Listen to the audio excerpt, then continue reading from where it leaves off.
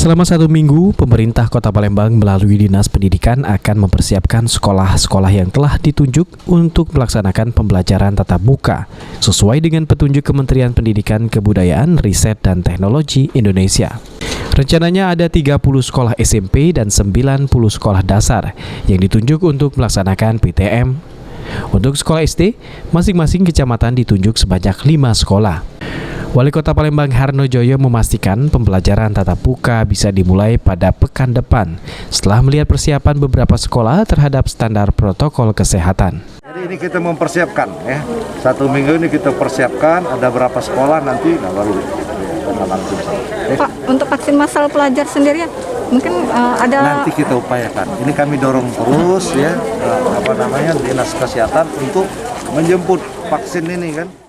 Mekanisme PTM akan diatur oleh Dinas Pendidikan seperti pembelajaran hanya berlangsung 2 jam dan pembelajaran waktu yang bergantian agar kegiatan belajar mengajar bisa efektif.